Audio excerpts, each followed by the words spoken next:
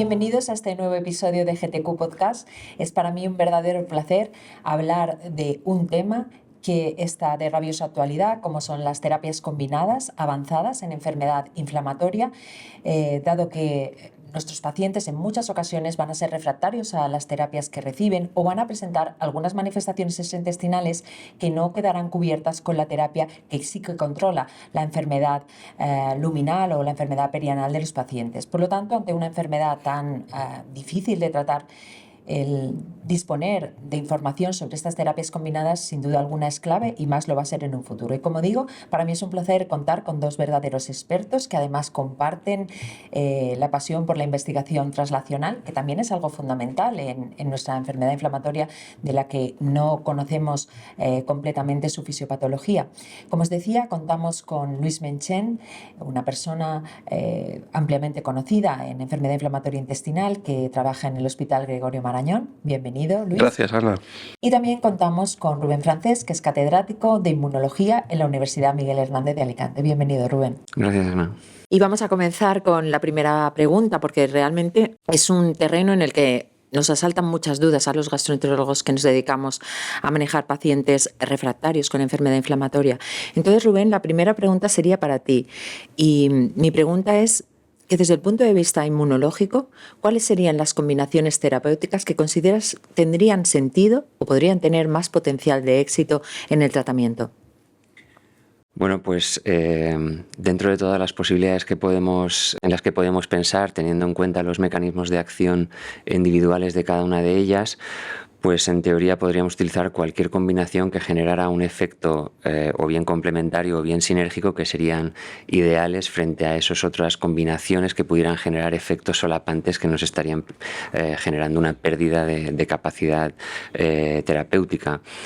Las combinaciones son múltiples, pero en principio podemos hablar de combinaciones complementarias que supongan el tratamiento con moléculas que modulen la señalización celular combinadas con moléculas que modulen el tráfico leucocitario, que generarían esa respuesta complementaria.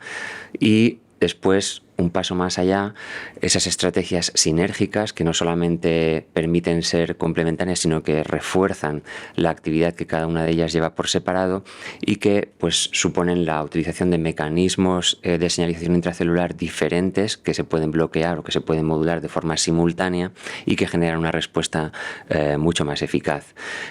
Cualquiera de estas estrategias, en principio, desde el punto de vista inmunológico, tendría sentido, y aunque posteriormente pues habría que validarlas desde el punto de vista clínico. Por supuesto. Y visto desde otra manera, ¿cuáles serían las que potencialmente serían demasiado arriesgadas o probablemente no nos condujeran a ningún beneficio terapéutico? Desde el punto de vista inmunológico. Sí, como sabes, hay mecanismos de acción que son, si no iguales, sí muy parecidos. Pues, por ejemplo, combinar estrategias que se dediquen a controlar el tráfico leucocitario, pues si ya tienes una, pues seguramente no hacen falta dos. O estrategias que bloquean las mismas citocinas, pues van a tener en mayor o menor medida un efecto solapante que no va a resultar tan positivo. Intentar evitar esto siempre va a ser favorable a la hora de tener una eficacia terapéutica más temprana o más rápida y sobre todo más sostenida también en el tiempo. Pues muchas gracias. Y Luis, ahora vamos contigo y vamos ya a la evidencia clínica. Y la pregunta en este caso sería, desde tu punto de vista y con esta revisión exhaustiva que has hecho en el Congreso, en esa magnífica ponencia, bueno, las dos ponencias que habéis hecho los dos complementando la parte inmunológica y la evidencia clínica han sido espectaculares. Entonces, la pregunta para ti es, desde tu punto de vista y con esa revisión que has realizado, ¿cuáles serían esas combinaciones que serían más seguras o que no nos preocupan tanto desde el punto de vista de la seguridad y las que desde tu punto de vista son más arriesgadas? Pues hombre, desde el punto de vista de la seguridad resulta muy atractivo combinar un fármaco de mejor perfil de seguridad, por ejemplo, inhibidores de la adhesión leucocitaria, como vedolizumab, que es el que tenemos aprobado en España de momento, o fármacos que inhiben la vía IL-12-23 o IL-23 puros, que han demostrado a lo largo de los años tener un perfil de seguridad excelente, y que formen parte siempre de la combinación junto con, por ejemplo, anti-TNF o inhibidores de JAK, que probablemente tengan un efecto, y estoy insistiendo en la palabra probablemente, más potente y más rápido quizá, ¿no? La combinación desde el punto de vista de la seguridad, y mientras no tengamos clara evidencia de la eficacia de las diferentes combinaciones, creo que debe ser algo muy a tener en cuenta a la hora de tratar a nuestros pacientes. Debe llevar, como digo, un fármaco más seguro y un fármaco con más potencial de efectos secundarios, porque combinar dos fármacos que han demostrado tener más efectos secundarios, tanto infecciosos como aumento de riesgo de neoplasias o eventos adversos cardiovasculares, y me estoy refiriendo fundamentalmente a la combinación de anti-TNF con inhibidores JAK, que, como decía Rubén, y corrígeme si me equivoco, desde un punto de vista inmunológico son muy atractivos porque pueden resultar sinérgicos y muy complementarios, pero a día de hoy yo creo que debemos ser prudentes y desde luego probablemente evitarlos en pacientes con más riesgo de desarrollar complicaciones infecciosas o neoplásicas, y estoy pensando, por ejemplo, en pacientes frágiles. Pues continuando un poco, te voy a hacer otra pregunta también a ti, Luis. De toda esa evidencia que tú has mostrado, ¿alguna tiene mayor calidad porque está basada en estudios prospectivos? Muy pocos, por lo que nos has presentado y lo que existe, ¿no? Pocos estudios son prospectivos o son ensayos clínicos controlados, como pueden ser los estudios Explorer o el estudio Viga. Entonces, me gustaría saber ¿cuál es tu opinión al respecto? ¿Qué conclusiones podemos sacar, en definitiva, de la aplicación de terapias combinadas, teniendo en cuenta esta mejor evidencia de la que disponemos? Pues está muy bien que comentemos este punto, porque me gustaría insistir lo primero en que la mayor parte de la evidencia que tenemos de terapia combinada es de estudios observacionales. Tenemos 3 ensayos clínicos que en la práctica se pueden quedar en uno, porque uno es un ensayo que incluye natalizumab, terapia de rescate a pacientes que han tenido respuesta incompleta con infliximab, a los que se le añade 3 dosis de natalizumab. En España no está disponible natalizumab, y además es un fármaco que tiene un aumento de riesgo de complicaciones potencialmente mortales, y por tanto no lo usamos. El otro estudio que nos permite arrojar menos solidez de la evidencia es un estudio que es abierto, aunque es un estudio prospectivo, es un ensayo de fase 4, es un estudio abierto y no controlado, que es el estudio Explorer, que habla de la combinación de adalimumab, vedolizumab y metotrexato, que es muy interesante, pero puede ser un punto de partida, puede ser un generador de hipótesis para desarrollar un ensayo clínico controlado con otras opciones de monoterapia. Y en tercer lugar está el estudio Vega.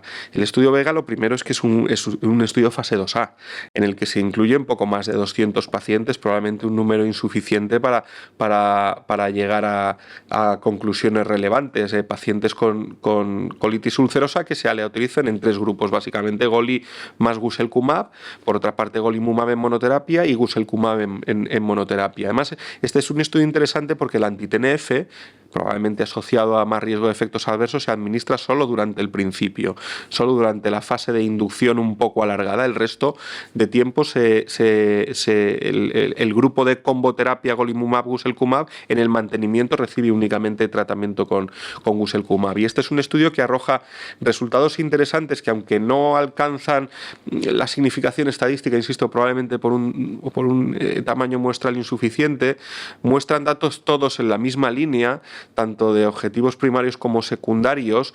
endoscópicos, histológicos o clínicos, acerca de un posible beneficio de la terapia combinada. En este sentido, lo que yo creo que es interesante, que esto ha permitido continuar con 2 ensayos fase 2B que se van a llevar a cabo y que probablemente ya están en fase de reclutamiento, tanto en enfermedad de Crohn como en colitis ulcerosa, con esta estrategia. La publicación de los resultados de estos 2 ensayos yo creo que sí que puede ser clínicamente relevante. Insisto, para pacientes con colitis ulcerosa como el Vega, y también para pacientes con enfermedad de Crohn con este ensayo 2B que comentaba, que ya está en marcha. Muchas gracias, Luis. Y volvemos contigo, Rubén, al mundo de la inmunología. Mi pregunta en este caso es como muy concreta. ¿Tendría sentido que un paciente en terapia anti-TNF que pierde la respuesta por un fallo inmunogénico, por desarrollo de anticuerpos, en vez de asociarle los inmunosupresores clásicos, como solíamos hacer, como puede ser metotrexato o azatioprina, le añadamos una terapia avanzada para conseguir recaptar esta respuesta? Bueno, pues sí, inmunológicamente siempre hay un salto entre lo que tiene sentido desde el punto de vista inmunológico y lo que después veis a nivel clínico. Por ejemplo, el estudio que acaba de mencionar Luis es un claro ejemplo de eso, aunque me estoy yendo de la pregunta que me estás haciendo, pero no quería dejar de mencionarlo porque es un ejemplo en el cual un subobjetivo molecular de ese estudio era ver todos los perfiles transcripcionales para ver si mejoraban a nivel inflamatorio, y ahí sí que se conseguían resultados muy positivos que después no se trasladaban o no en la medida en la que se podía esperar desde el punto de vista clínico. Y en este sentido, ya respondiéndote a esa pregunta, teóricamente sí es posible, a través del uso de otras terapias avanzadas, intentar reducir el efecto que, por ejemplo, una terapia anti-TNF tiene por el simple hecho de su uso continuado, que es la generación de resistencias, de clones resistentes a determinados receptores, como por ejemplo la interleucina 23, que nos van a permitir rescatar a lo mejor el tratamiento inicial que ha dejado de funcionar porque por su uso continuado simplemente y por su forma de actuar está generando esa pérdida de respuesta. E incluso para la generación de inmunogenicidad, que aunque no sea a lo mejor tan importante como a lo mejor hace unos años, pues que puede desarrollarse, estas terapias también pueden tener un efecto en ese sentido, por supuesto, desde el punto de vista inmunitario. Luego, fenomenal. Pues Luis, ya para concluir, mi pregunta para ti sería que ¿cuáles son los ensayos clínicos que están en marcha? Porque sin duda alguna van a aportar evidencia de mayor calidad de la que tenemos hasta ahora, que como tú bien decías, muchísima de la información que tenemos y que nos has mostrado en tu presentación son datos de estudio, o sea, datos de series de pacientes que se han tratado con combinaciones y que se han unido todos estos datos para mostrar esa evidencia. Entonces, ¿cuáles son los estudios que veremos en los próximos años o qué combinaciones de fármacos vamos a ver? Pues yo creo que probablemente, como he comentado antes, los 2 más relevantes son los de la combinación de guselkumab y golimumab, la ampliación del estudio Vega, tanto para colitis ulcerosa como un nuevo estudio fase 2B para enfermedad de Crohn. Probablemente tengamos resultados a medio plazo. Luego hay estudios interesantes en marcha de combinación de lo que comentaba antes, un tratamiento más seguro con un tratamiento probablemente más rápido, más potente. Hay ensayos en marcha de vedolizumab más upadacitinib y de ustekinumab más upadacitinib. Y luego hay otro estudio también publicado en clinicaltrials.gov, en cuanto publicado me refiero el protocolo del estudio, porque probablemente todavía no haya empezado a incluir pacientes, de una combinación de ustekinumab e infliximab en pacientes con colitis ulcerosa moderada grave. Yo creo que a lo largo de los 2, 3, 4 años próximos asistiremos a la publicación de estudios de combinación que podrán ser relevantes en práctica clínica para un subgrupo de pacientes especialmente difíciles de tratar, con enfermedad refractaria o con enfermedades inmunomediadas concomitantes. Pues muchísimas gracias a los dos por vuestras respuestas, por vuestro tiempo y sobre todo por esas maravillosas presentaciones que habéis realizado durante la 35 reunión nacional de GTQ. Gracias a los dos. Gracias a ti, Ana.